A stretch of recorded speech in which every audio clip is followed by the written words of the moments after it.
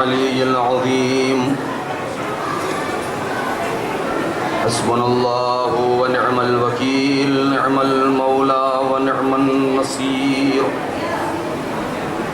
أعوذ بالله السميع العليم من الشيطان اللعين الرجيم بسم الله الرحمن الرحيم الحمد لله الذي لم يتخذ صاحبة ولا ولدا ولم يكن له شريك في الملك ولم يكن له ولي من الذل وكبره تكبيرا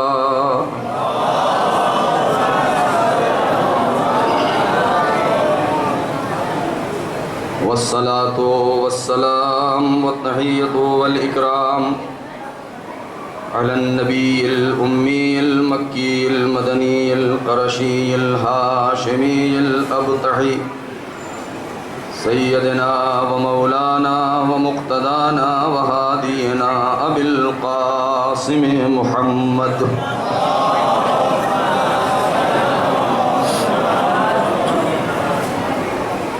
وعلى أهل بيته الطيبين الطاهرين المعصومين المظلومين الذين أذهب الله عنهم الرجس وطهرهم تطهيرا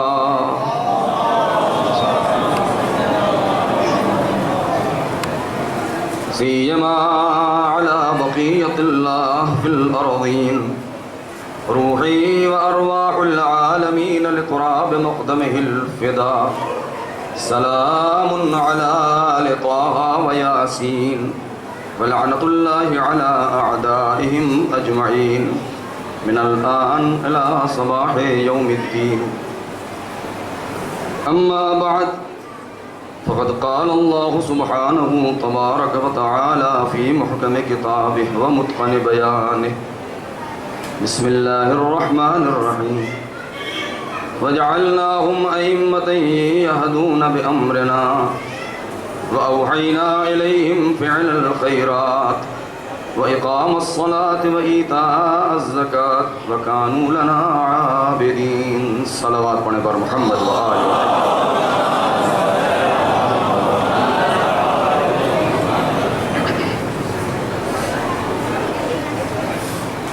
عزیزان محترم مومنین کرام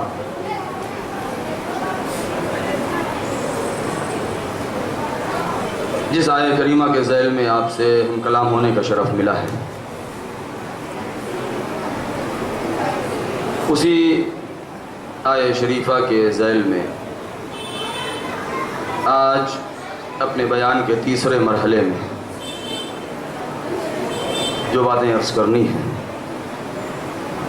کربلا جلوگاہ کردار اہل بیت کے عنوان سے کربلا ایک سرزمین کا نام نہیں ہے کربلا عراق میں فرات کے کنارے کسی آبادی کا نام نہیں ہے کربلا کسی بیابان کا نام نہیں ہے کربلا کسی صحرا اور ریگستان یا نخلستان کا نام نہیں ہے ہاں تھا کبھی کربلا ایک صحرا تھا کبھی کربلا ایک نخلستان تھا کبھی کربلا شبط فرات تھا کبھی دشت نینوا تھا لیکن سن 61 ہجری کے بعد 10 محرم سن 61 ہجری کے بعد سے کربلا صرف ایک بیابان نہیں، صرف عراق میں آباد ایک بستی کا نام نہیں، ایک شہر نہیں ہے، بلکہ کربلا ہر اس جگہ کا نام ہے جہاں دو کردار آپس میں ٹکرا جائیں۔ کربلا ہر اس سرزمین کا نام ہے جہاں دو کردار پائے جاتے ہوں، ایک یزیدی کردار، ایک حسینی کردار نہیں۔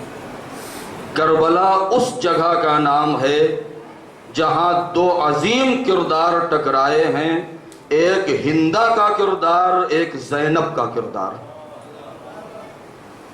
یہ دو کردار جہاں آپس میں ستیز کر جائیں اسی جگہ کا نام کربلا ہے۔ بڑی خوشی ہوتی ہے کہ جب ہمارے قوم کے بچے اور جوان، نوجوان، نونہال کربلا کے متعلق سوال کرتے ہیں۔ سوال کرنا چاہیے، سوال کرنے میں شرمانا نہیں چاہیے، کیونکہ علم حاصل کرنا انسان کے اوپر فرض ہے۔ ہمارا یہ کھلم کھلا یہ اعلان ہے، میں نے غالباً صبح کی مجلس میں یہ بات کہی تھی کل کی، اور یہاں کل رات میں اشارہ کیا تھا کہ مسجد میں جانے کے کچھ آداب ہیں، کچھ احکامات ہیں، کچھ پابندیاں ہیں، کچھ اوقات ہیں، کچھ دستورات ہیں۔ جب تک ہم ان چیزوں کا خیال نہیں رکھیں گے شاید ہم مسجد میں نہ جا پائیں، لیکن مسجد میں جانے کا سلیقہ ہمیں فرش عزا سے ملتا ہے، کیونکہ فرش عزا یہ ایک ایسی اوپن اور ایک فری یونیورسٹی ہے جہاں کسی طریقے کی کوئی شرط، کوئی قید، نہ عمر کی نہ جنسیت کی، کہ مرد آئیں گے عورتیں نہیں آئیں گے، بچے نہیں آئیں گے، بوڑھے آئیں گے جوان نہیں، ایسی کوئی بات نہیں ہے۔ مسلمان آئیں، غیر مسلم نہ آئیں، مسیحی نہ آئیں، یہودی نہ آئیں، زرتشتی نہ آئیں، نہیں، یہاں جس کا دل چاہے وہ آئے، جو سمجھنا چاہے وہ سمجھے، اس لیے کہ پیغام کربلا صرف مذہب اسلام سے منحصر نہیں ہے، بلکہ اس کا پیغام آفاقی پیغام ہے کہ جو عالم بشریت کو راہ راست پر لانے کے لیے حسین ابن علی نے کربلا کو آباد کیا تھا۔ لہذا اس عنوان سے یہاں پر دعوت دی جاتی ہے کہ دور سے ہماری حقیقت کو سمجھے بغیر، بہت توجہ، بغیر کسی چیز کو سمجھے بوجھے کسی کے اوپر انگلی اٹھانا، کسی کو کافر بتا دینا، کسی کو منافق بتا دینا، کسی کو دین سے خارج بتا دینا، یہ عقل مندی نہیں ہے۔ عقل مندی یہ ہے کہ انسان پہلے تحقیق کرے، ریسرچ کرے، اور اس کے بعد جب نہ سمجھ میں آئے تو انسان پوچھے آ کے، اسے عقل مندی کہتے ہیں۔ یہاں اسلام کا درس دیا جاتا ہے نہیں، اگر صرف یہ کہہ دیا جائے کہ اس منبر سے صرف اسلام کا درس دیا جاتا ہے تو پھر یہ محدود ہو جائے گا، پھر غیر مسلمان نہیں آئیں گے، نہیں، یہاں صرف اسلام کا درس نہیں دیا جاتا ہے، یہاں جتنی بھی اچھائیاں ہیں وہ سکھائی جاتی ہیں، جتنی بھی برائیاں ہیں ان سے روکا جاتا ہے۔ اگر کسی کو ستانا برا ہے تو اسلام میں بھی برا ہے، ہندوازم میں بھی برا ہے، کرسچن کے مذہب میں بھی برا ہے، یہودیوں کے یہاں بھی برا ہے، مجوسیوں کے یہاں بھی برا ہے، زرتشتیوں کے یہاں بھی برا ہے۔ اگر کسی مریض کو ہاسپٹل پہنچا دینا، اگر کسی کمزور کی مدد کر دینا اچھا ہے تو اسلام بھی اس کی تعریف کرتا ہے، ہندوازم بھی اس کی تعریف کرتا ہے۔ اگر قرآن میں اس کا قصیدہ پڑھا گیا ہے تو گیتا میں بھی اس کا قصیدہ پڑھا گیا ہے۔ دیکھنا یہ چاہیے، بہت بڑا پیغام میں دینا چاہتا ہوں، ہمارے بچے غور سے سنیں، دیکھنا یہ چاہیے مذہب کے درمیان، مکاتب کے درمیان، فرقوں کے درمیان اختلاف کو نہ ڈھونڈیں، یہ ڈھونڈیں کہ سارے مذاہب میں کامن چیز کیا ہے۔ بہت توجہ کے ساتھ، سب سے پہلی شرط یہ ہے کہ انسان کامن چیز، مشترک چیز کو دیکھے کہ سب کے درمیان مشترک چیز کیا ہے، وہ نقطہ، وہ پوائنٹ کون سا ہے کہ جس کے اوپر سارے جمع ہو سکتے ہیں۔ دیکھیے، مذہب کے اعتبار سے ممکن ہے، طریقہ عبادت کے اعتبار سے ممکن ہے سب الگ الگ ہوں، ممکن ہے طریقہ عبادت کے اعتبار سے سب الگ الگ ہوں، لیکن تہذیب کے اعتبار سے سب کا ایک مقام ہے، تمدن کے اعتبار سے سب کا ایک ہی مقام ہے۔ وہ چیزیں مثلا دہشت گردی، آتنکوادی، کسی کو گھر جلا دینا، بے گناہ کو قتل کر دینا، کسی کا جیب کاٹ لینا، جھوٹ بولنا، شراب پینا، یہ وہ چیزیں ہیں، زنا کرنا، یہ وہ برائیاں ہیں کہ ایسا نہیں ہے کہ جو کسی ایک مذہب میں حرام ہو کسی دوسرے مذہب میں جائز ہوں. یہ وہ چیزیں ہیں کہ جو دنیا کے جتنے بھی مذہب ہیں، جتنے بھی فرقے ہیں، سب کے یہاں منع ہے، سب کے یہاں حرام ہے. لہذا انسان کو چاہیے کہ اگر اکٹھا ہوتا ہے ایک در کے اوپر، تعجب ہوتا ہے اس بات کے اوپر، خاص طور سے مسلمانوں کے اوپر تعجب اس بات کے اوپر ہے کہ جب سب کے سر ایک ہی خانہ کعبہ کی طرف جھک رہے ہیں تو سب کے دل الگ الگ سمت میں کیوں جھک رہے ہیں؟ سب کے سر جب ایک نقطے کی طرف جھک رہے ہیں تو سب کے دل الگ الگ کیوں جھک رہے ہیں؟ سب کے دل بھی ایک ہی طرف جھکنا چاہیے. اسی کا نام اتحاد ہے. اتحاد صرف ایک مذہب میں ضروری نہیں ہے. یہ کہیں کہ اتحاد بین المسلمین، کہ مسلمانوں کے درمیان اتحاد نہیں.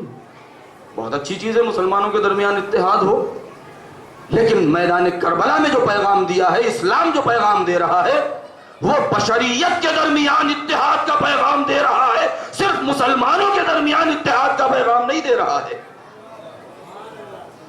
بشریت کے درمیان اتحاد کا پیغام دے رہا ہے کہ دنیا میں بسنے والے جتنے بھی اولاد آدم ہیں وہ سب آپس میں متحد ہو جائیں.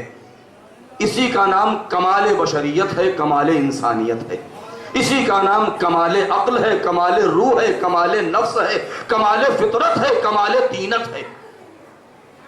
جب اس نقطے پر انسان پہنچ جائے گا تب کہا جائے گا کہ پروردگار یہ چاہتا یہ ہے کہ جس طریقے سے انسان کو اس دنیا میں بھیجا ہے، جب اس کی بارگاہ میں جائے تو پلٹ کے ویسا ہی جائے جیسا صاف ستھرا اس نے بنا کے بھیجا تھا. یہ مختصر سی تمہید تھی جو میں نے آپ کی خدمت میں عرض کر دیا. قرآن کیا کہتا ہے؟ وَلَقَدْ، میں ایک خاص نتیجہ دینا چاہتا ہوں اپنے، خاص طور سے جوانوں کو، اپنے بچوں کو. میں بار بار جو روزانہ یہ بات کہتا ہوں اپنے بزرگوں سے معذرت کے ساتھ، کیونکہ ہمارے بزرگ جانتے ہیں، کیونکہ میں نے بھی اپنے بزرگوں کی انگلی پکڑ کے چلنا سیکھا ہے. میں اپنے بچوں کو سکھانا چاہتا ہوں، کیوں؟ اس لیے کہ قوم کا سرمایہ بچے ہوا کرتے ہیں. کسی بھی ملک کا، کسی بھی کمیٹی کا، کسی بھی انجمن کا مستقبل بچوں کے ہاتھوں میں ہوتا ہے. کسی ملک میں جب انقلاب آتا ہے تو بوڑھوں سے آسرا نہیں ہوتا، مستقبل بچوں کے اوپر نظر ہوتی ہے. میدان کربلا میں بھی جو پیغام دیا ہے وہ قوم کے جوانوں کو پیغام دیا ہے. قرآن کیا کہتا ہے؟ وَلَقَدْ كَرَّمْنَا بَنِي آدَمَ وَحَمَلْنَاهُمْ فِي الْبَرِّ وَالْبَحْرِ وَرَزَقْنَاهُمْ مِنَ الطَّيِّبَاتِ وَفَضَّلْنَاهُمْ عَلَى كَثِيرٍ مِّمَّنْ خَلَقْنَا تَفْضِيلًا. کیا معنی ہے اس کے؟ وَلَقَدْ كَرَّمْنَا بَنِي آدَمَ، ہم نے آدم کے پیارے بچوں کو، اس کی لاڈلی اولاد کو ہم نے کرامت بخشی ہے. اس کے سر پر شرافت کا تاج پہنا دیا ہے، اس کے گلے میں بلندی کی مالا ڈال دی ہے. وَلَقَدْ كَرَّمْنَا بَنِي آدَمَ وَحَمَلْنَاهُمْ فِي الْبَرِّ وَالْبَحْرِ. ہم نے اتنی صلاحیت دے دیا ہے، اس کے اس مختصر سے سر کے اندر، اس کے نفس کے اندر وہ طاقت رکھ دی ہے، اور اس کو وہ جوہر انسانیت دے دیا ہے کہ اس کو اس عقل سے نواز دیا ہے کہ اس کے ذریعے سے یہ سمندر کی گہرائیوں میں بھی پہنچ چکا ہے، آسمانوں کی بلندیوں تک بھی جا چکا ہے. وَحَمَلْنَاهُمْ فِي الْبَرِّ وَالْبَحْرِ، پہاڑوں کی چوٹیوں تک بھی گیا، فضاؤں تک بھی گیا، خلاؤں تک بھی گیا. وَرَزَقْنَاهُمْ مِنَ الطَّيِّبَاتِ، اور ہم نے اس کو پاک و پاکیزہ، طیب و طاہر غذا دی ہے.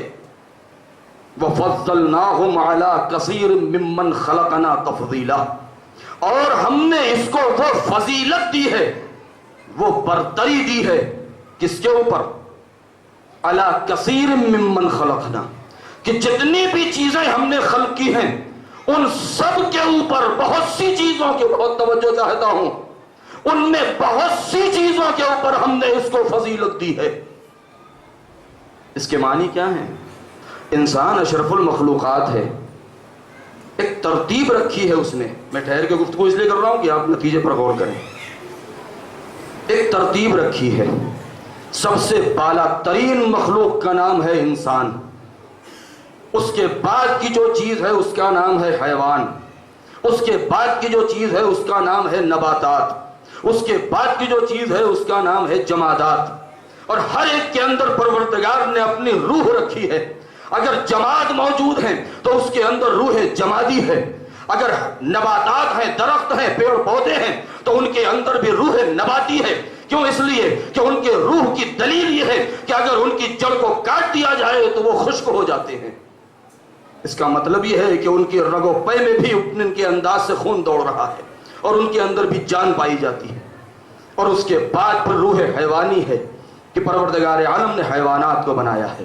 اور اس کے بعد پھر سب سے بلند مرتبہ دیا ہے انسان کو کہ جب ایک مرتبہ پروردگار عالم کے سامنے پیغمبر اسلام نے یہ سوال کیا ہے اور پروردگار نے جواب دیا ہے، یا نبی اللہ یسألونک عن الروح قل الروح من امر ربی، اے میرے حبیب جب بھی کوئی آپ سے یہ سوال کرے کہ روح کسے کہتے ہیں، آپ مزید کچھ نہ کہیے گا، صرف ایک بات کہیے گا، روح میرے پروردگار کے حکم کا نام ہے۔ روح میرے پروردگار کے حکم کا نام ہے، امر کا نام ہے۔ اور وہ امر کہاں بیان ہوا ہے؟ اذا اراد اللہ شیئا یقول له کن فیکون۔ پروردگار جب کسی چیز کو پیدا کرنا چاہتا ہے تو ضرورت اس بات کی نہیں ہے کہ اس کی مٹی کو خمیر کیا جائے، اسے گوندھا جائے اور اس کے بعد پھر وہ اس میں اپنی روح پھونکے۔ نہیں، روح پروردگار وہ لفظ کن ہے، نہیں، خالق ازلی اس لفظ کن کا بھی محتاج نہیں ہے، بلکہ مشیت پروردگار کسی چیز کے وجود میں آنے کے لیے کافی ہے۔ بہت توجہ، بہت توجہ۔ مشیت پروردگار کسی چیز کے وجود میں آنے کے لیے کافی ہے، یعنی صرف خدا نے ارادہ کر لیا وہ چیز ہو گئی۔ بھلا بتائیے کہ پروردگار کی جتنی بھی صفات ہیں ان کے صفات کا مظہر کوئی نہ کوئی ہونا چاہیے، اسی لیے اس نے وہ ذوات ہمارے سامنے رکھ دی ہیں جو خالق کائنات کے صفات جمالیہ و جلالیہ و کمالیہ کے مظہر بن کے آئے ہیں۔ اگر وہ خالق ہے، اگر وہ رازق ہے تو کائنات میں کوئی مظہر رزق رازقیت پروردگار ہونا چاہیے۔ اگر وہ مالک ہے تو کوئی اس کا مظہر ہونا چاہیے۔ لہذا ارادہ پروردگار کسی چیز کے وجود میں آنے کے لیے کافی ہے۔ ہماری جانیں قربان ہو جائیں، اس مشیت پروردگار کا مظہر تاریخ میں دنیا تلاش کرے، سوائے ایک موقع کے مجھے کہیں نہ ملے گا۔ صرف ایک موقع ہے کہ انسان کہ خالق اس چیز کا ارادہ کر لے اور وہ چیز ہو جائے۔ یہ کہاں ملے گا ہمیں تاریخ میں؟ صرف ایک مرحلہ ملتا ہے، ہماری جانیں قربان ہو جائیں۔ اے آل محمد، آپ کی دہلیز کے اوپر، آپ کی چوکھٹ کے اوپر ہمارے پیشانیوں کو معراج ملتی ہے۔ آپ کی چوکھٹ پر ہم بوسہ دیتے ہیں، ہمارے لبوں کو معراج مل جاتی ہے۔ یہ تو تاریخ میں صرف ایک ہی منظر ملتا ہے، اس کے علاوہ دوسرا منظر ملتا ہی نہیں ہے۔ اور وہ منظر بھی عجیب ہے کہ عید کا دن ہے، چھوٹے چھوٹے بچے آئے ہیں اور سیدہ کے سامنے کپڑوں کا سوال کیا ہے۔ کیا آپ تصور سے بتائیں، کیا کسی درزی کو بلایا گیا تھا؟ کیا کپڑے ناپے گئے تھے؟ کیا درزی کپڑا لے کے گیا تھا؟ ارے سیدہ نے روا روی میں بچوں کا دل بہلانے کے لیے کہہ دیا تھا، بچے تمہارے کپڑے درزی کے یہاں ہے۔ ارے ابھی کہا تھا کہ دروازہ کھٹکھٹایا، اے بی بی درزی آیا ہے۔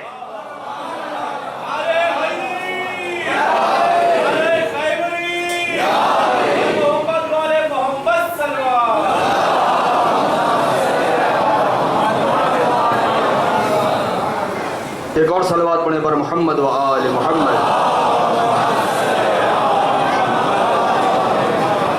بہت ہی ادب کے ساتھ گزارش ہے کہ ذرا آگے تشریف لے آئیں کیونکہ پیچھے لوگوں کو زحمت ہو رہی ہے.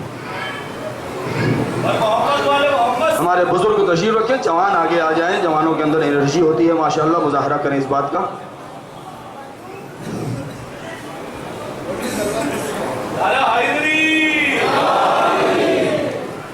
بھولے سے بھی نہ کہہ دینا کہ وہ ہم جیسا بشر ہے, اس بات پہ ایمان چلے جانے کا ڈر ہے. کل صبح لباس آئیں گے کیوں کہہ دیا بی بی, کیا آپ کو خالق کے ارادوں کی خبر ہے؟ نعرہ حیدری,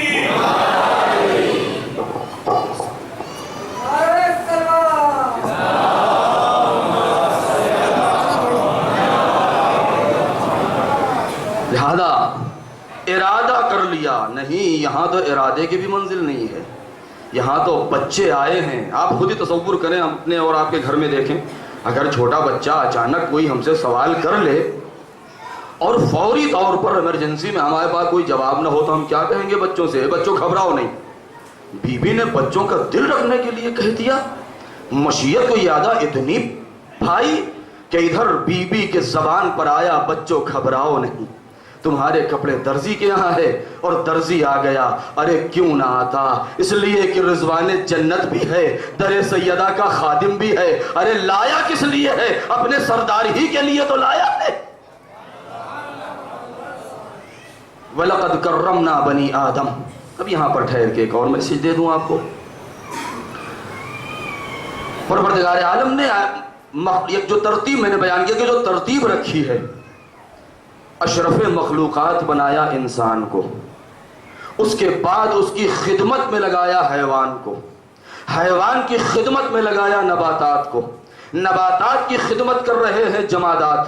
یہ سب ایک کے بعد اسٹیپ بائی اسٹیپ ایک کے بعد ایک دوسرے کے خادم ہیں, تاکہ کیوں جمادات یعنی یہ زمین, یہ پہاڑ, زمین کے سینوں میں موجود خزانے, اس کے اندر موجود انرجیاں, یہ سورج کی شعاعیں, یہ آفتاب, یہ ماہتاب, یہ اوس, یہ شبنم, یہ نسیم بہاری, یہ باد صبا, یہ خزاں, یہ دھوپ, یہ لو, یہ ٹھنڈی ہوائیں, یہ ندیاں, یہ کس لیے ہیں؟ یہ اسی لیے ہیں تاکہ زمین کو زرخیز بنائیں.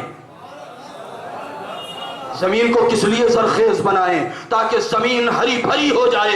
کیوں ہری بھری ہو جائے؟ تاکہ اس سے حیوانات اور انسان فائدہ اٹھائیں اور اللہ کی نعمتوں کو استعمال کریں. لہذا یہ اس کے لیے ہے. حیوانات کس لیے ہیں؟ تاکہ وہ انسان کی خدمت کریں. انسان کس لیے ہے؟ تاکہ وہ پروردگار کی عبادت کرے. اب ذرا انسان اپنی حقیقت کو پہچانے. ابھی تک آپ نے غور نہیں کیا ہے اور میں بتانا بھی نہیں چاہ رہا ہوں نتیجے پر کہ ہمارے معاشرے میں بعض ایسی بیماریاں آ جاتی ہیں کہ اگر ہم اپنی حقیقت کو پہچان لیں تو کبھی ایسے خرافات میں گرفتار نہیں ہوں گے. لہذا کائنات کا ذرہ ذرہ انسان کی خدمت کر رہا ہے. لہذا پروردگار نے پوری کائنات بنائی انسان کے لیے, انسان کو بنایا اپنے لیے. اب آپ تصور کریں کہ پوری کائنات بنائی انسان کے لیے, انسان کو بنایا اپنے لیے. جب انسان پروردگار عالم نے اس کے جسم میں روح پھونکی ہے تو عالم کیا تھا, منظر کیا تھا؟ اس کو غور کریں, اس کو سنیں. آج ہمارے معاشرے میں بہت سی ایسی چیزیں آ جاتی ہیں کہ لوگ گھبرا جاتے ہیں, سوالات کرنے لگتے ہیں. کیا کبھی آپ نے دیکھا ہے کہ کوئی کمزور چیز کسی بڑی اور مضبوط چیز کے اوپر غالب آ جائے؟ فطرت کے خلاف بات ہے, ممکن ہی نہیں ہے, پاسبل نہیں ہے, کیونکہ ہمیشہ مضبوط اور قوی چیز حاکم ہوتی ہے ضعیف کے اوپر. ناتواں چیز کبھی قوی کے اوپر حاوی نہیں ہو سکتی. لہذا کائنات میں سب سے مضبوط, سب سے محکم, سب سے بڑی عقل, سب سے قوی عقل کس کی بنائی ہے؟ انسان کی. آج ہمارے معاشرے میں جب کوئی انسان بہت زیادہ نیک اور شریف ہو جاتا ہے, جب بہت زیادہ نیک اور شریف ہو جاتا ہے تو اس کی مثال کیا دیتے ہیں؟ کیا کہا جاتا ہے؟ بھائی بولیے, کوئی بچے ہمارے بولے صحیح. تو کیا کہا جاتا ہے؟ یہ اتنا شریف ہے جیسے بھائی ماشاء اللہ جیسے اللہ میں کی گائے. بھائی وہ اللہ میاں کو آ گیا بھائی فیمیل ہے تو میل بھی ہوگا, اللہ میاں کا بیل بھی کہیں ہوگا. ایک صلوات پڑھیں پر محمد و آل محمد پر, اس لیے کہ اس نے قرآن میں کہا ہے کہ ہم نے جتنی چیزیں پیدا کی ہیں جوڑا جوڑا بنایا ہے, کسی چیز کو تنہا بنایا ہی نہیں ہے. لہذا جب ہمارے معاشرے میں جب یہ بات چلتی ہے کہ فلاں انسان بہت سیدھے ہیں, بہت شریف ہیں, بہت نیک ہیں, تو عجیب و غریب بات ہے کہ انسان کی عقل کو ہو کیا گیا ہے, ہماری عقل کو ہو کیا گیا ہے کہ جب ہم کسی کی نیکی کی تعریف کرتے ہیں, اس کی شرافت کی تعریف کرتے ہیں, تو کہتے ہیں یہ صاحب تو اتنے نیک ہیں جیسے فرشتے. بہت توجہ چاہتا ہوں, بہت توجہ چاہتا ہوں. اب ذرا انصاف سے بتائیں کہ آپ افضل ہیں, انسان افضل ہے یا ملائکہ افضل ہے؟ قسم خدا کی اگر انسان سے ملائکہ افضل ہوتا تو کبھی بھی ملائکہ کا سر انسان کے سامنے نہ جھکایا جاتا.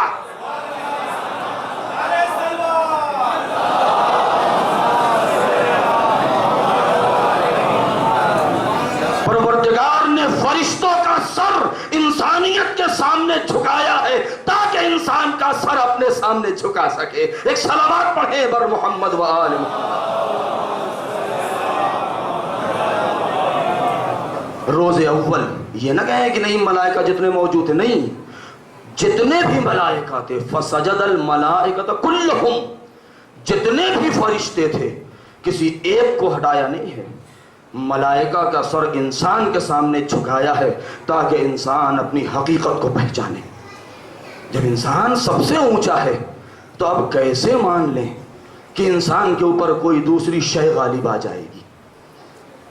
کوئی دوسری شے انسان کے اوپر غالب نہیں آتی ہے. انسان کے اوپر بھوت چڑھ گیا, اس کے اوپر پری کا سایہ ہو گیا, اس کے اوپر پریت آ گیا, اس کے اوپر دیو آ گیا, یہ چیزیں ہے کیا آخر؟ سمجھ میں نہیں آتا ہے. قرآن مجید جیسی کتاب آپ کے پاس موجود ہے, سیرت آل محمد آپ کے پاس موجود ہے, فضائل اہل بیت کا خزانہ آپ کے پاس موجود ہے, اہل بیت کے وہ سارے کردار اور کیریکٹرز آپ کے پاس موجود ہیں. اتنی ساری چیزیں بھی ہمارے پاس موجود ہو, ہمارے سر کے اوپر دستار فضیلت بھی بندھی ہے اور ناچیز چیزیں ہمارے اوپر سوار بھی ہو رہی ہیں. یہ چیز عاقلانہ نہیں ہے, یہ چیز عقل مندی والی نہیں ہے. قرآن مجید, میں نے کل کہا تھا کہ قرآن مجید تعویذ نویسی کی کتاب نہیں ہے کہ اس کی بعض آیتوں کو پڑھ دیا جائے تاکہ ہمارے اوپر سوار بھوت بھاگ جائے. نہیں, قرآن مجید کی آیات اس لیے آئی ہے تاکہ یہ بھوت باہر سے نہیں آتے ہیں, ہمارے نفس کے اندر موجود دیو باہر نکل جائے. ایک صلوات پڑھے بر محمد و آل محمد. آج بصیرت کی ضرورت ہے, اسی لیے کہا گیا ہے کہ انسان ایک لمحہ اس کی فکر 1000 سال کی عبادت سے افضل ہے. سوچنے کی ضرورت ہے, سمجھنے کی ضرورت ہے. قرآن بار بار کہہ رہا ہے کہ تم تدبر کرو قرآن میں, غور کرو قرآن میں. عربی پڑھنا نہیں آتی ہے, کم سے کم ترجمہ تو پڑھ لیتے ہیں. اردو میں نہیں پڑھنا آتا ہے, انگلش میں تو پڑھ سکتے ہیں. انگلش میں نہیں آتا ہے, ہندی میں تو پڑھ سکتے ہیں. کم سے کم اس کی ایک آیت کو پڑھیں اور اس کو سمجھ لیں. بس میرے دوستوں, میرے بزرگوں, وَلَقَدْ كَرَّمْنَا بَنِي آدَمَ وَحَمَلْنَاهُمْ فِي الْبَرِّ وَالْبَحْرِ وَرَزَقْنَاهُمْ مِنَ الطَّيِّبَاتِ وَفَضَّلْنَاهُمْ عَلَى كَثِيرٍ مِّمَّنْ خَلَقْنَا تَفْضِيلًا. اے میرے مالک, تیرا احسان ہے کہ تو نے ہمیں اشرف المخلوقات بنایا ہے, لیکن اتنا یاد رکھیے اشرف المخلوقات بنا دینا اس کا کام تھا, اپنے کو اس کا حقدار بنائے رکھنا یہ ہمارے کیریکٹر کا کمال ہے. ایک صلوات پڑھے بر محمد و آل محمد.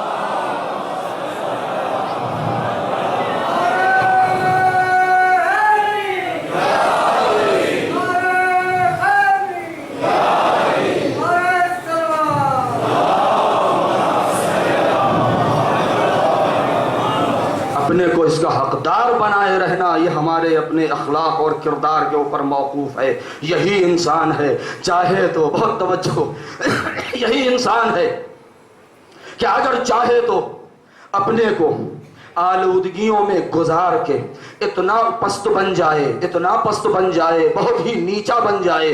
اور یہی انسان ہے چاہے تو اپنے اخلاق و کردار کو سوار کے آسمانوں کی بلندیوں تک چلا جائے. نہیں, یہ کردار ہی کی بلندی تھی کہ بھائی ایک مرتبہ یہ بشریت کا نمائندہ عرش اعظم تک جاتا ہے تو اتنی بھی درخواست نہیں کی جاتی ہے کہ اپنی جوتیاں اتار دو. نہیں کہا جاتا ہے کہ اپنی جوتیاں پہنے, ادنو منی ادنو منی. ایک مرتبہ آواز آواز آ رہی ہے اور قریب آ جائیے اور قریب آ جائیے. یہ آخر قربت کعبہ قوسین اور ادنیٰ کی منزل تک جو معراج بشریت ہو رہی ہے یہ کیوں ہو رہی ہے؟ یہ کردار کا کمال تھا. لہذا یہی انسان اگر چاہے تو اپنے کردار کو سنوار کے اتنا بلند بن جائے، اتنا اونچا بن جائے کہ کہیں ایسے چہرے کھل کے سامنے آ جائیں کہ کہیں بوزر بن جائے، کہیں مقداد بن جائے، کہیں عمار بن جائے، کہیں جون بن جائے، کہیں سلمان بن جائے. اور یہی انسان ہے اگر اپنے کردار کی آلودگیوں میں گم ہو جائے اور اس دلدل میں گھس جائے اور دھس جائے تو اتنا نیچا بن جائے. نہیں، جملہ بدل کے کہہ دوں، یہی انسان اگر چاہے تو اپنے کو اتنا اونچا بنا لے کہ مسجود ملائکہ بن جائے. اور یہی انسان اگر چاہے تو اپنے کو اتنا گرا دے کہ حیوانوں کی پستی بھی اس کی پستی کے آگے کمتر نظر آنے لگے. یہی انسان اگر چاہے تو گناہوں میں اور خلاف رسالت میں کوئی اپنی زبان کو کھول کے اپنے کو اتنا اونچا بنا دے کہ نبی یہ کریم ہے کہ جس کے بارے میں یہ بد دعا کرے کہ تبت یدا ابی لہب، کہ ابو لہب کے ہاتھ ٹوٹ جائیں. بہت توجہ کہ تبت یدا ابی لہب، ابی لہب کے ہاتھ ٹوٹ جائیں. اور یہی انسان ہے کہ جو چاہے تو اپنے کردار کو سنوار کے اتنا اونچا بنا دے کہ پیغمبر کہے کہ یہ تو ہم اہل بیت میں سے ہے. نہیں، یہی انسان اگر چاہے تو کفر و ضلالت میں اپنے کو گرا کے اتنا نیچا بن جائے کہ صاحب خلق عظیم پیغمبر بھی اسے اپنی بزم سے اٹھا دے. اور یہی انسان اگر چاہے تو اپنے کردار کو سنوار کے اتنا حسین منظر بن جائے کہ اگر حبش کا رہنے والا بلال حبشی بھی ہو تو دست رسالت اس کو اتنا سیکل کر کے وہ نگینہ بنا دے کہ دست رسالت اسے گلدستہ اذان کے اوپر سجا دے. صلوات پر محمد و آل محمد.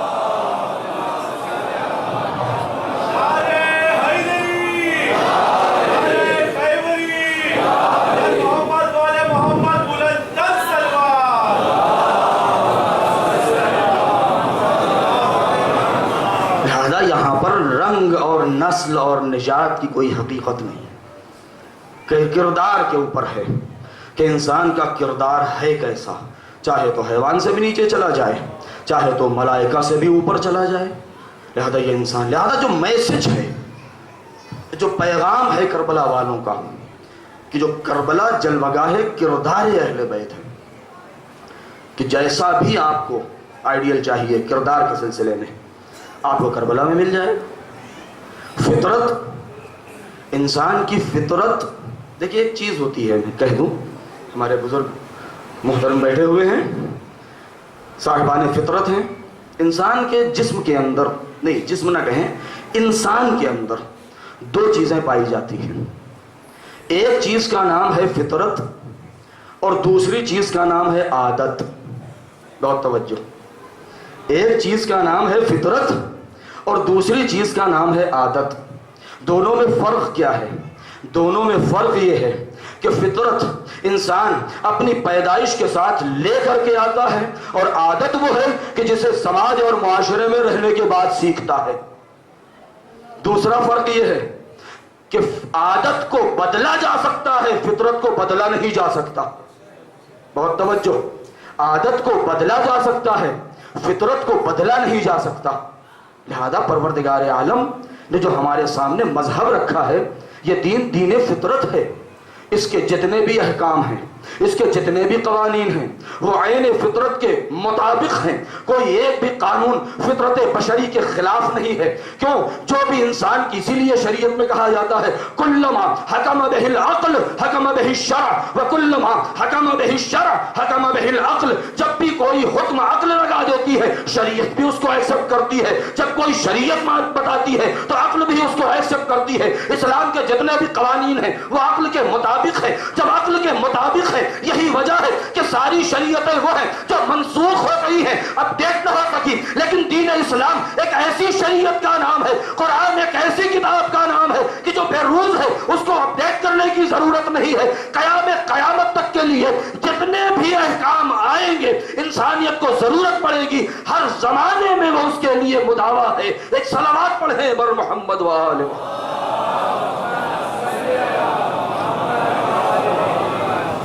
لہذا کردار اہل بیت، یہی وجہ ہے کہ نبی نے جو یہ بات کہی کہ انی تارک فیکم الثقلین، ہم تمہارے درمیان دو بھاری چیزیں چھوڑ کے جا رہے ہیں، دو گراں قدر چیزیں، دو وزنی چیزیں چھوڑ کے جا رہے ہیں۔ اب آپ خود ہی بتائیے کہ پیغمبر جو صاحب عصمت ہیں، جن کی لسان وحی ہے، جن کے زبان اور لبوں کے اوپر وحی الہی کا پہرا ہے، ان کی بات کیسے غلط ہو سکتی ہے؟ ممکن ہی نہیں ہے۔ بھئی نبی یہ کہہ رہے ہیں انی تارک فیکم الثقلین کتاب اللہ و اطرتی اہل بیتی ما ان تمسکتم بہما، اس کے علاوہ کیا لفظ ہے؟ لن یفترقا، یہ دونوں کبھی بھی جدا نہیں ہو سکتے۔ نبی کہہ رہے ہیں جدا نہیں ہو سکتے ہیں، اور ہم بیٹھے ہیں ان کو جدا کرنے کے لیے۔ نبی کہہ رہے ہیں جدا نہیں ہو سکتے ہیں، اور ہم کہہ رہے ہیں نہیں، ہمارے لیے تو ایک ہی چیز کافی ہے، لہذا یہ چیز ممکن نہیں ہے۔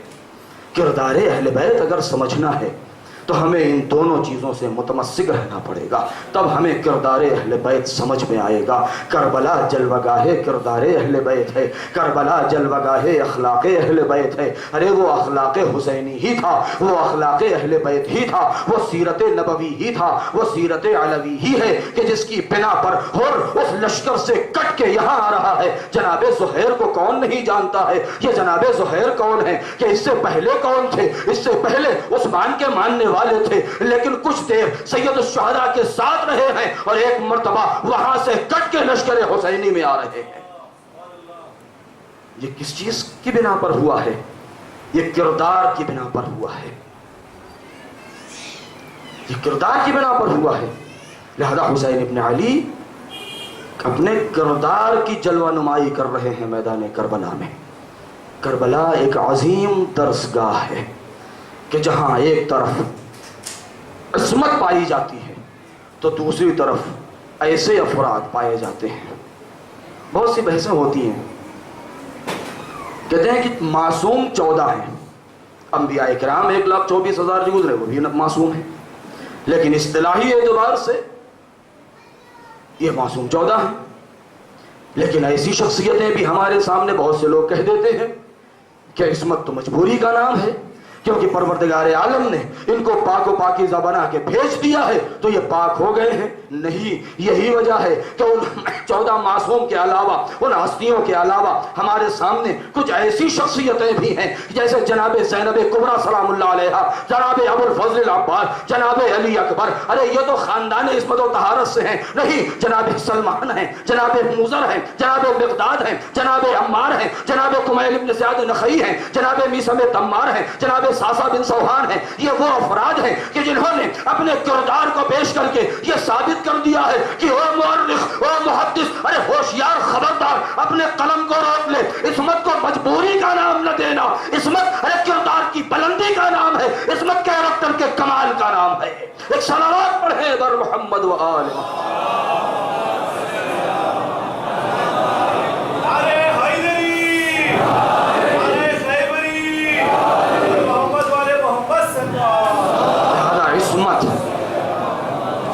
یہ کردار انسان کو انسان بناتا ہے، کمال انسانیت تک پہنچاتا ہے۔ یا ایھا الانسان ما غرک بربک الکریم الذی خلقک فسواک فعدلک۔ اے انسان ذرا تو یہ تو بتا کہ تجھے اس رب کریم کے سامنے کس نے غرور اور گھمنڈ کرنے پر آمادہ کر دیا ہے؟ کیوں؟ اس لیے کہ کبریائی کا حق صرف ذات احدیت کو ہے، ذات پروردگار کو ہے۔ تکبر کرنے کا حق صرف اس کو ہے، اس کے علاوہ کسی کو تکبر کرنے کا حق نہیں ہے۔ یہی درس دیا ہے ہمیں کربلا والوں نے۔ میرا دل چاہتا ہے کہ آج سے ہر روز کسی ایک ایسے کیریکٹر، ایسے کردار کا تذکرہ کیا جائے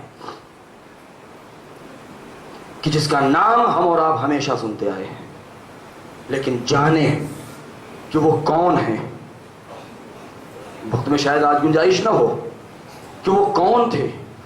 مثال کے طور پر جناب جون، جناب وہب کلبی، جناب زہیر، جناب بریر حمدانی، जनाब हबीब इब्न मज़ाहिर, जनाब मुस्लिम इब्न औसजा, जनाब फिज़्ज़ा, ये कौन थे? कहाँ के रहने वाले थे? कैसे खिदमत इमाम में आए हैं? इनके बाप का नाम क्या था? कब इस्लाम कबूल किया? इनको इतनी बड़ी फजीलत मिली तो कैसे मिली? जब तक हम इनके इस हकीकत और इसके बायोडाटा को हम नहीं समझेंगे, जब तक इनके रिज़्यूमे को हम नहीं समझेंगे, तब तक हमारे सामने उनकी वो हकीकत और मकसद समझ में ना आएगा। लिहाजा ज़रूरी है कि हम उनकी सीरत को पढ़ें। जनाब वहब कलबी कौन है? गालिबन कल मैंने ये इशारा किया था कि जनाब वहब कलबी क्रिश्चियन थे, मसीही थे, कूफे के रहने वाले थे। इमाम के साथ एक मंजिल या दो मंजिल आप रहे हैं, लेकिन किरदार में इनकलाब आ जाता है। कितना बड़ा इनकलाब आ गया कि अभी ताज़ा ताज़ा शादी हुई है, बिल्कुल अभी ताज़ा ताज़ा शादी हुई है, अपनी ज़ौजा और माँ को लेकर के जा रहे हैं कूफे की तरफ। 22 या 24 साल की उम्र है। रास्ते में इमाम हुसैन अलैहिस्सलाम से मुलाकात हुई है, और मुलाकात होते ही इतना बड़ा इनकलाब आ गया कि उनकी तकदीर बदल गई, उनकी तीनत बदल गई, उनकी फितरत बदल गई। जुमला याद रखिएगा, आदत बदलती है, फितरत नहीं बदलती है। इस्लाम दीन फितरत है। कहते हैं कि किसी भी फितरत, बहुत तवज्जो चाहता हूं, किसी भी फितरत के ऊपर किसी का जोर नहीं चलता है, उसी वक्त तक दबाव चलता है जब तक इंसान के अंदर ताकत हो।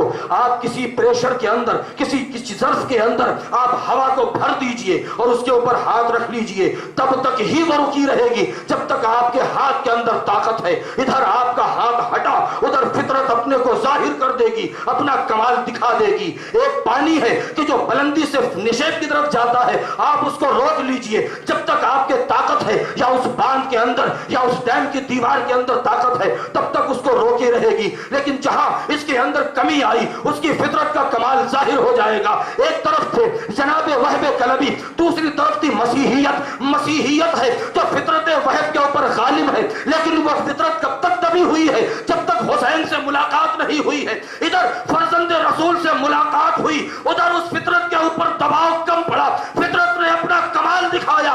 कहां मसीही थे, कहां करबला में हुसैनी बन के उभर गए। एक सलावत पढ़े बर मोहम्मद व आल मोहम्मद।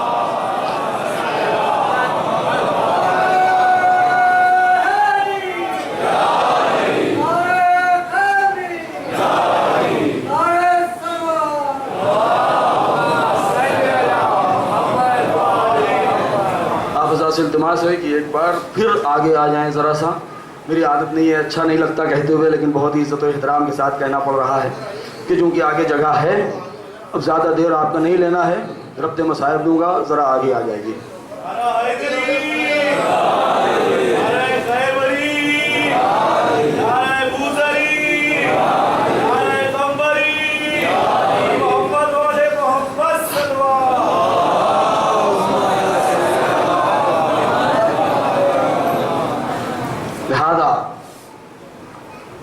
इंसान अपनी हकीकत को समझे, अपनी फितरत को समझे कि इसने अशरफुल मखलूक़ात बनाया।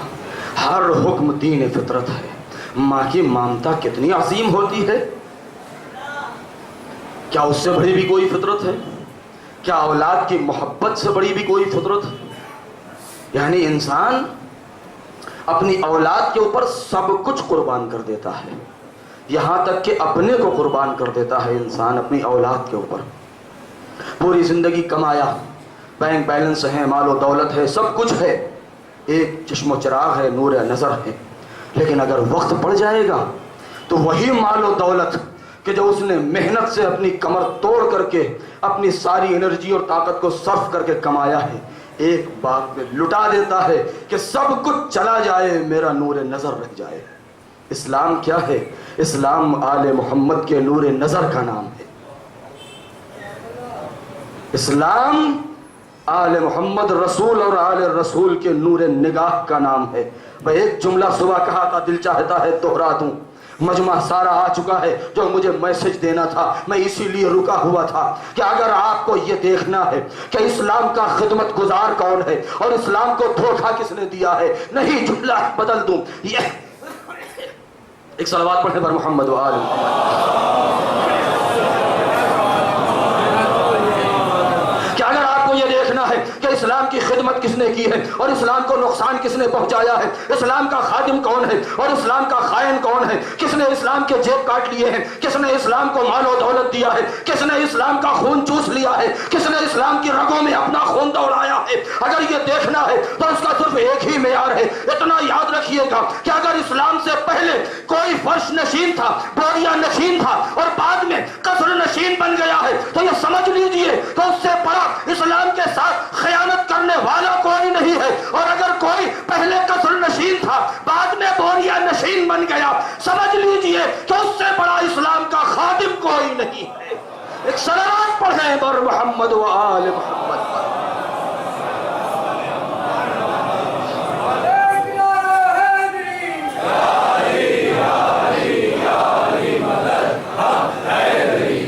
یہی وجہ ہے کہ آج پوری کائنات نہیں انسانیت دل چاہتا ہے سلامی دے، سلامی ہو ایک کنیز خاص، خدا کی کنیز خاص اور شریک حیات اور شریک کار رسالت پیغمبر اور خدیجۃ الکبریٰ، آپ پر انسانیت کا سلام ہو۔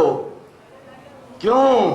اس لیے کہ جب آئی تھی تو قصر نشین تھی، جنازہ نکلا ہے تو ایسے گھر سے نکل رہا ہے جہاں بوریے کا پردہ ہے۔ یہ آخر دولت گئی کہاں؟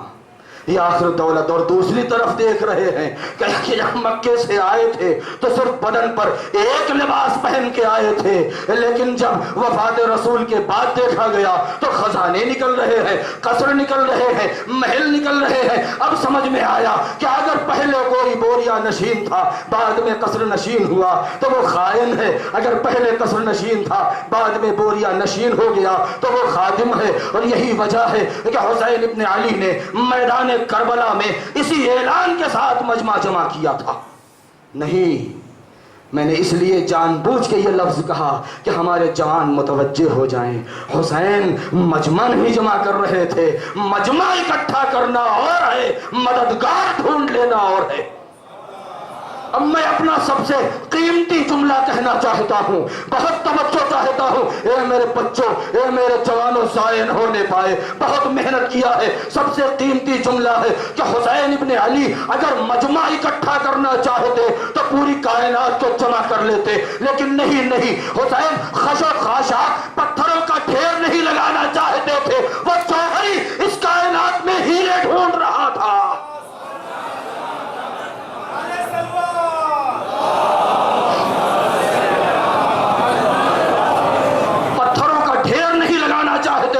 وہ جوہری، وہ معصوم جوہری اپنے دستے امامت سے ہیرے تلاش کر رہا تھا۔ نہیں، یہ بھی نہیں، بلکہ یوں کہا جائے کہ کربلا کی حقیقت اور 72 شہداء کی اگر حقیقت کو سمجھنا ہے تو ایک جملہ کہنا چاہتا ہوں، جب ابو تراب کے لال نے اپنے مضبوط پنجوں سے کائنات کا جگر نچوڑا ہے تو کائنات کے 72 قطروں میں جوہر سامنے پیش کر دیا ہے۔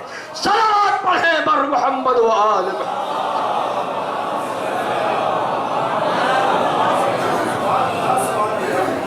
ابو تراب کے لال نے جب کائنات کا جوہر کلیجہ نچوڑا ہے تو 72 قطرے نکلے ہیں کہ اگر یہی 72 پھیل جائے تو کائنات بن جائے، سمیٹ دیا جائے تو 72 نورانی قطرے بن جائیں گے۔ تب جا کے کہا جا سکتا ہے کہ کربلا پوری کائنات پر حاوی ہے اور کامیاب ہے۔ یوں ہی نہیں ہے کہ ایسی آسانی سے کہہ دیا جائے کہ ایک دن میں 72 قتل ہو گئے، نہیں، سمجھنے کی ضرورت ہے۔ کتنے کیوں کہہ رہے تھے، یہ بار بار امتحان کیوں لے رہے تھے؟ چراغ بجھا دیا، تم جانا چاہو چلے جاؤ، یہی نہیں کہا؟ کہا جب لائٹ دوبارہ سے جب چراغ جلا اور روشنی ہوئی تو کیا کہا کہ تم لوگ گئے نہیں؟ پھر بجھایا، کہا کہ اگر تم لوگوں کو اکیلے جانے میں شرم آ رہی ہے تم ہمارے بچوں کا ہاتھ پکڑ کے چلے جاؤ۔ پھر جب چراغ جلا پھر دیکھا سب کے سب بیٹھے ہیں، اور کیا کہہ رہے ہیں؟ سب سے پہلے کس نے کہا تھا؟ زہیر نے. یا فرزند رسول، کیا آپ ہمارا امتحان لے رہے ہیں؟ کیا ہم آپ کے ساتھ اس لیے آئے ہیں؟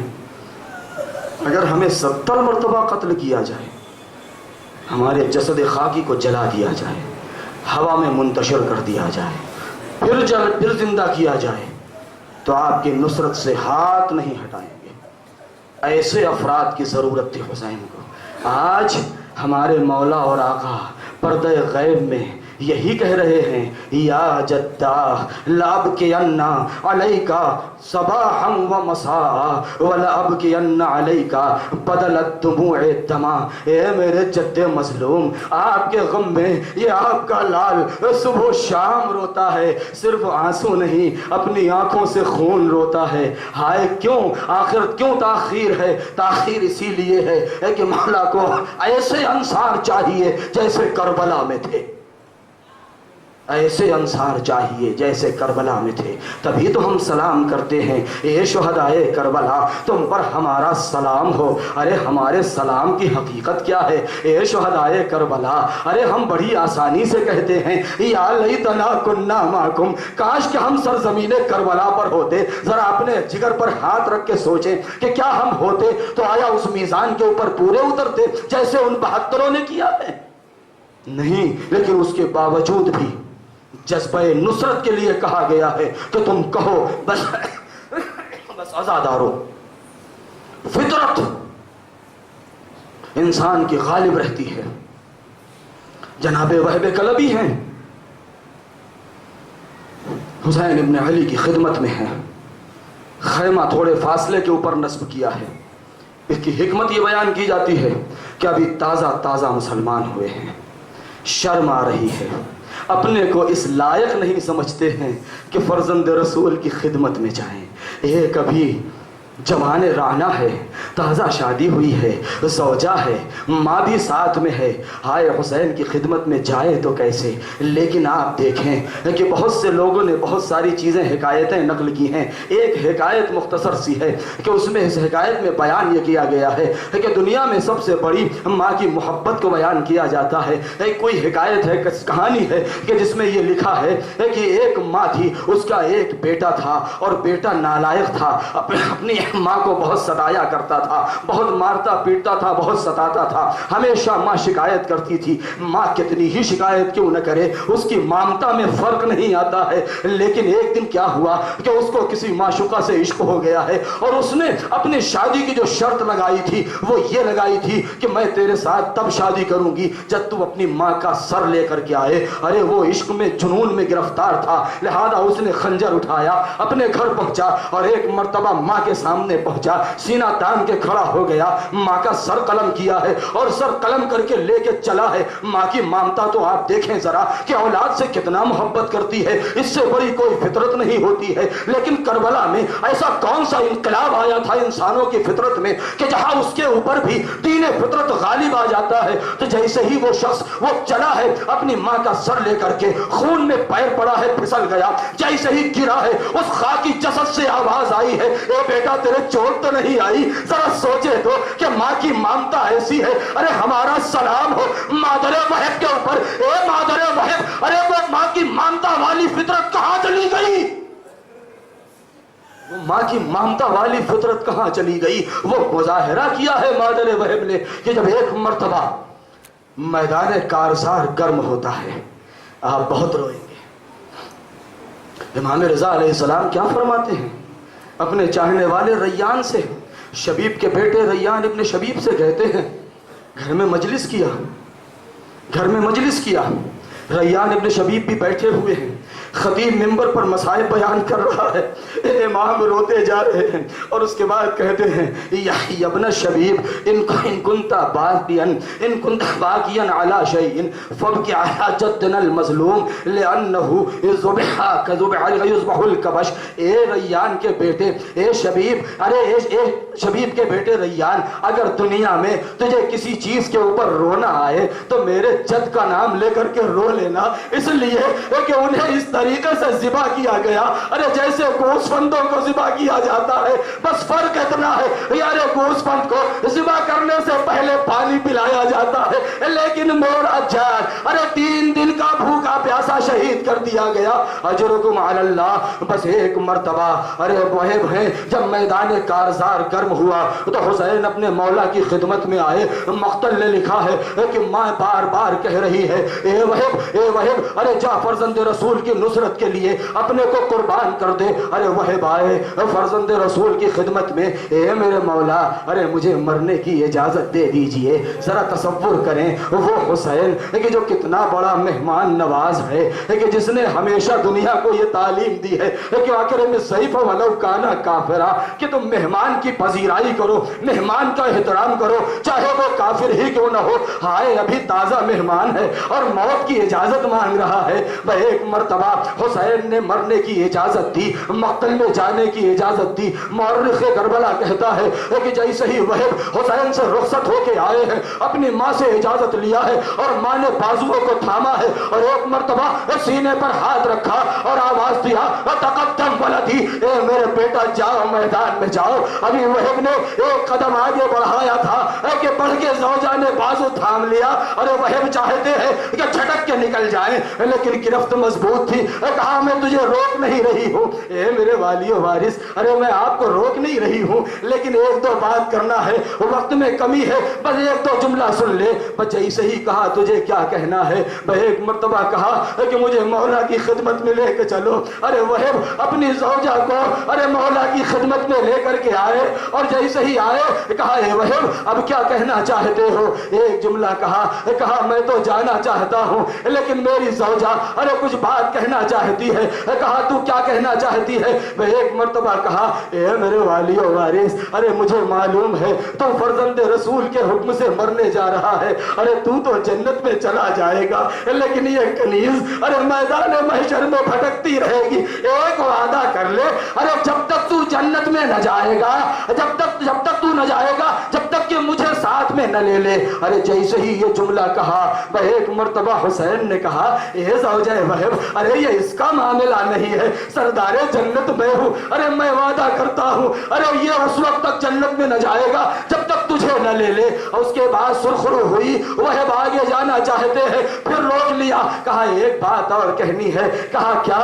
کہا کہ میں تو کنیز ہوں، میری اتنی جرأت کہا کہ میں سیدانیوں کے خیمے میں جاؤں۔ اے مولا ارے اپنی لوڈی سمجھ کے اتنی اجازت دے دیجئے کہ اس کے مرنے کے بعد ارے میں زائزادی زینب کے خیمے میں جاؤں۔ ارے وہی وہ مرحلہ تھا جب حسین نے سر جھکا لیا۔ اے زوجہ وہب ارے تجھے نہیں معلوم ارے میری شہادت کے بعد کون سی مصیبت آنے والی ہے۔ اجرکم علی اللہ۔ ارے وہب رخصت ہو کے گئے اور ایک مرتبہ جو رجز پڑھا ہے تو وہ رجز عجیب و غریب ہے، وہ اشعار عجیب و غریب ہے۔ یہ کہتے جاتے ہیں کہ لوگ کلبی خاندان کے ارے جوانوں کا وار دیکھو، جنگ کرتے کرتے زخموں سے چور ہوئے۔ بعض مقتل نے لکھا ہے کہ پلٹ کے آئے، ماں نے منہ موڑ لیا، اے وہب ارے تو زندہ کیوں واپس آ گیا؟ ارے جا تجھے راہ خدا میں بھیجا ہے۔ وہب دوبارہ گئے، ارے قیامت آ گئی۔ جنگ کرتے کرتے ارے ایک مرتبہ گھوڑے سے گرے، ارے حسین کو آواز دی، ارے جب تک حسین پہنچتے چاروں طرف سے فوج اشقیاء نے گھیر لیا، ارے وہب کے ٹکڑے کرنا شروع کر دیا۔ اے آزادارو ارے تقاضائے فطرت عجیب ہے۔ ایک مرتبہ وہب کے سر کو کاٹا، ماں کی طرف پھینک دیا، ارے ماں نے دیکھا منہ پہ منہ رکھ دیا۔ اے میرے لال ارے تیرا شکر ہے تو انہیں سرخرو کر دیا، ارے سر کو اٹھایا دشمنوں کی طرف پھینکا، ارے لے جو میں نے راہ خدا میں دے دیا اسے واپس نہیں لیتی۔ ہمارا سلام ہو شہدائے کربلا پر، اے وہب انسانیت کا سلام قبول کرے۔ وَسَيَعْلَمُ الَّذِينَ ظَلَمُوا أَيَّ مُنقَلَبٍ يَنقَلِبُونَ۔ أَلَا لَعْنَةُ اللَّهِ عَلَى الْقَوْمِ الظَّالِمِينَ۔ الہی بحق الزہراء وأبیہا وبعلہا وبنیہا والسر المستودع فیہا۔ پڑھنے والے ہمارے اس مختصر سی عبادت کو قبول فرما، ہمارے جوانوں کو بصیرت عطا فرما، ہمارے بچوں کو تعلیم میں ترقی مرحمت فرما، ہمارے گناہوں کو بخش دے۔ جو ہمارے مومنین دنیا سے جا چکے ہیں ان کو جوار معصومین شہدائے کربلا کے ساتھ محشور فرما، ہماری فرش عزا کو آباد رکھ، ہمیں حسین کا حقیقی عزادار بنا دے۔ جو مریض ہیں ان کو شفا مرحمت فرما، جو بے اولاد ہیں ان کو صاحب اولاد فرما، ہمارے امام کے ظہور میں تعجیل فرما، ہمیں ان کے انصار و اعوان میں شمار فرما۔ ربنا تقبل منا انک انت السمیع العلیم۔ ماتم حسین۔